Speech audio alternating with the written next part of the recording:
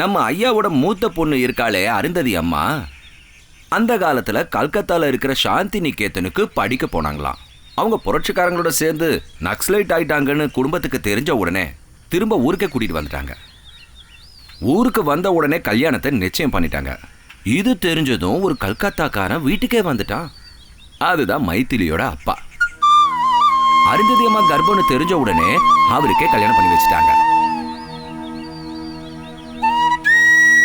பல வருஷங்களுக்கு அப்புறம் திரும்ப வந்தாங்க. குழந்தையோட வந்த அவங்க திரும்பவும் கல்கத்தாவுக்கு போகவே இல்லை. அந்த ஆளை பத்தி யாரும் திரும்பவும் இங்க பேசுறதே இல்லை. அருந்ததி அம்மா இறந்த விஷயத்தை தெரிவிக்கிறதுக்கு அவங்க புருஷனோட அட்ரஸ் யாருக்குமே தெரியாம போயிடுச்சு. எப்படி இறந்தாரு? தற்கொலை தான், வேற என்ன. அந்த மாதிரி ஒரு சூழ்நிலை மைதிலிக்கும் வந்துடக்கூடாதுன்னு பல தடவை ஐயா அழுதுகிட்டே என்கிட்ட சொன்னாரு. ஒரு நல்ல சம்பந்தம் வந்ததும் ஐயாவோட கண்ணில் ஆனந்த கண்ணீர் வந்ததை நான் பார்த்தேன். சிங்கப்பூர்ல அவங்க பெரிய லெவல்ல இருக்காங்க. ஒரே பையன். அம்மா வழியா பார்த்தா அவன் முறை பையன்தான். அந்த வீட்டுல எல்லாரும் இப்ப ரொம்ப சந்தோஷத்துல இருக்காங்க.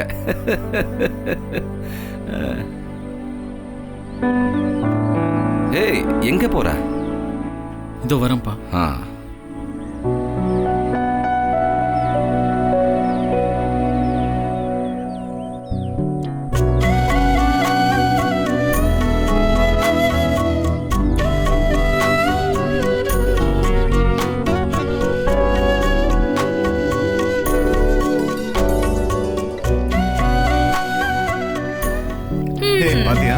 வருங்கால புருஷனை நினைச்சிட்டு சிங்கப்பூர் வரைக்கும் கனவு காண்ற போல. கல்யாணம் முடிஞ்ச கையோட அடுத்த வெக்கேஷன்ல நான் இங்க வந்துருவேன். மனுவனாவை கூட கூட்டிட்டு சிங்கப்பூரை நான் முழுசா சுத்தி பார்க்கணும். Park, under water world, casino, etcetera etcetera. முடிஞ்சதா? கொஞ்சம் கிட்ட வாயேன். எதுக்கு? ரெண்டு பேரும் கொஞ்சம் ஓவரா தான் போயிட்டு இருக்கீங்க. கிளம்பு கிளம்பு, இடத்த காலி பண்ணுங்க. ரெண்டு பேரும் இங்க இருந்து வேற எங்கேயாவது போய் நல்ல கனவு காணுங்க, புரியுதா?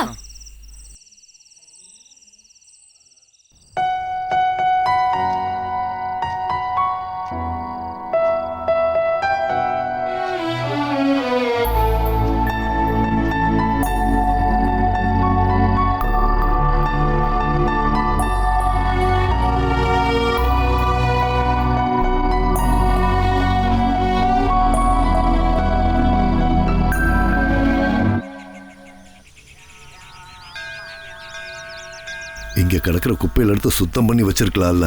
ஓ, அதோ அங்கேயும் பாரு. நாளைக்கே ஏற்பாடு பண்ணிடுங்கய்யா.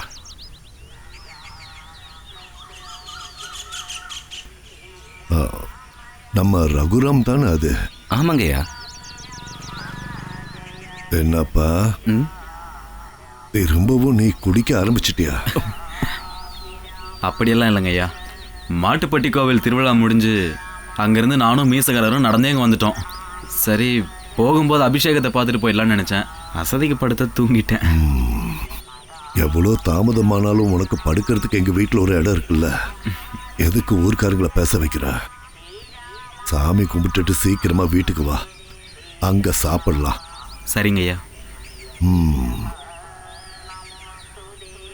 கஜகேசரி பட்டம் பெற்ற யானைய எங்க அப்பா ரொம்ப ஆசைப்பட்டு விலை கொடுத்து வாங்கினாரு. எங்க அப்பாவோட ஒரு வார்த்தைக்கு கட்டுப்பட்டு கோவில் வேலையை விட்டு எங்க வீட்டுக்கு வந்து வேலை பார்த்தாரு இவனோட அப்பா. ஸ்கூலுக்கு போய் படிப்பை முடிக்காம எப்பவும் ஊரை சுத்தி வம்ப விலை கொடுத்து வாங்கிட்டு இருக்கான்னு எப்பவும் இவனோட அப்பா சொல்லி வருத்தப்பட்டுக்கிட்டு இருப்பாரு. ஆனா இவன் கதகளிய மட்டும் நல்ல திறமையா கத்துக்கிட்டியா?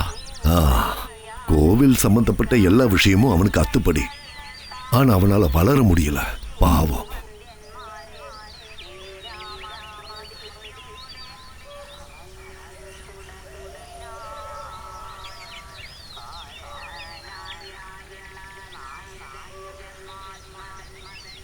ஹரி, ஏன் வீட்டு பக்கமே வருதில்ல? எதுக்காக என்ன பார்க்கும் போதெல்லாம் ஒளியற? உன் ஃப்ரெண்ட்ஸ் எல்லாம் போகட்டும் நானும் வெயிட் பண்ணிட்டு இருந்தேன்.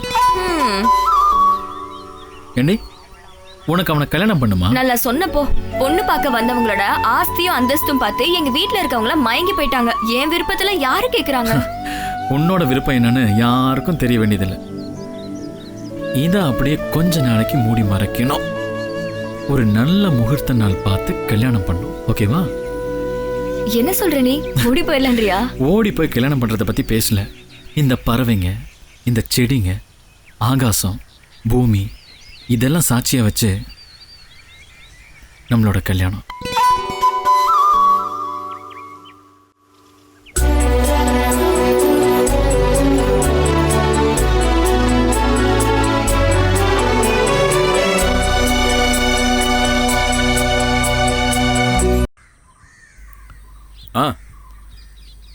விஷயம் தெரியுமா?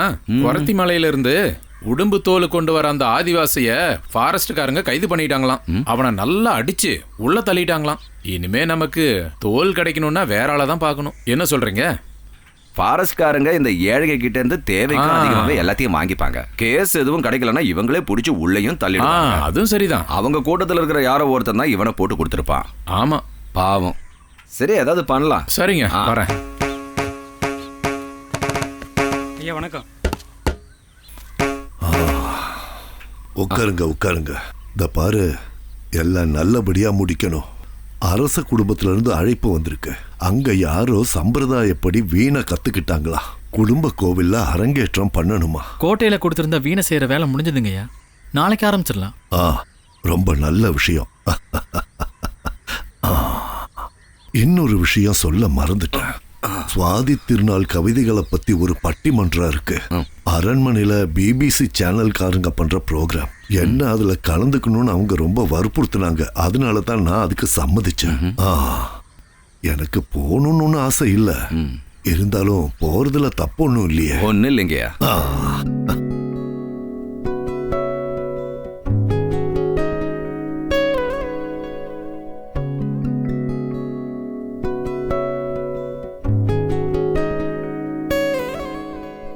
सरस्वती विधि युवती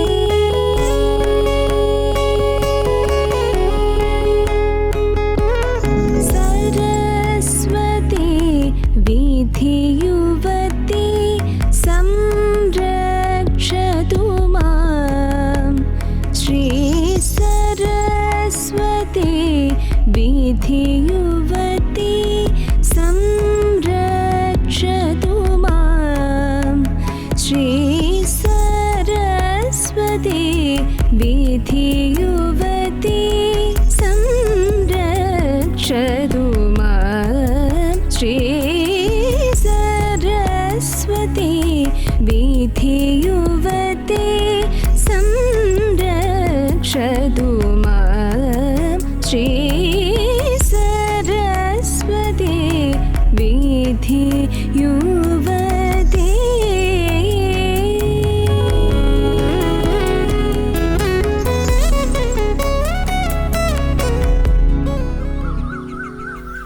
குழந்தைங்கள்லாம் சேர்ந்து நடத்த போற ஒரு கலை நிகழ்ச்சிக்கான முன்னோட்டத்துக்காகத்தான் உன்னை இங்க வர சொன்னேன். உனக்கு வேற ஏதாவது வேலை இருக்கா? இல்லைங்கய்யா. எல்லா வருஷத்தை போலவும் நாம தான் வெற்றி அடையணும். பெரிய பெரிய ஆளுங்களோட சிஷ்யர்கள்லாம் அங்க வருவாங்க. நாம தேவையில்லாம எந்த ஒரு பிரச்சனைக்கும் போக வேண்டாம். நாம பண்ண போற நிகழ்ச்சி மற்றவங்கள இருந்து வேறுபட்டு இருக்கணும். புதுசா உங்களுக்கு ஏதாவது தோணுச்சுன்னா நீங்க அதை இங்க சொல்லலாம். அப்பா, ஜட்ஜஸோட லாபிக்கு ரூலிங் பார்ட்டியோட சப்போர்ட் இருக்கிறதுனால சண்டை, தகராறு, அப்பீல் இதெல்லாம் இல்லாம இருக்குமா? அதெல்லாம் நடக்கத்தான் செய்யும். நம்ம சங்கர நம்பீசன் பொண்ணோட அரங்கேற்றத்துக்கு குருவாயூர்ல இருந்து வந்து மேக்கப் போட்டவங்க ரொம்ப திறமைசாலிங்க. ஹேமாவதி டீச்சர்கிட்ட கேட்டா போதும், அவங்க ஃபோன் நம்பர் கொடுப்பாங்க. ஆகட்டும். எனக்கு தெரியும், மரகத அம்மாவுடைய நாத்தனார் பொண்ணு தான் அது. பொதுவா புராணங்களும் இதிகாசமும் தான் ஸ்டேஜில் பண்ணுவாங்க. இந்த முறை நாம ரியலிஸ்டிக்கான விஷயத்த பண்ணா என்ன? ரொம்ப நல்லது. அதுதான் நமக்கு தேவை. என்ன யோசனை வந்தாலும் எல்லாரும் கூடி கலந்து முடிவெடுங்க. மனசுல என்ன தோணுதோ அதை பேப்பர்ல எழுதிடுங்க. சப்போர்ட்டுக்கு இவ்வளவு கூடவே இருக்கட்டும். என்னம்மா சொல்ற? சரிங்க தாத்தா. காலையில 4 மணிக்கு பூஜைய ஆரம்பிக்கணும். சாப்பாடு பிராக்டிஸ். யாராவது சரியா கடைப்பிடிக்கலனா கண்டிப்பா உதைப்பேன். அது நிச்சயம் வேணும். நாளன்னைக்கு திங்கக்கிழமை, சித்திரை 29 நாழிகை. ஏகாதசி 9 நாழிகையும் 3 வினாடியும். நல்ல சுப முகூர்த்தம் தான். பயிற்சியை திங்கக்கிழமை ஆரம்பிக்கலாம்.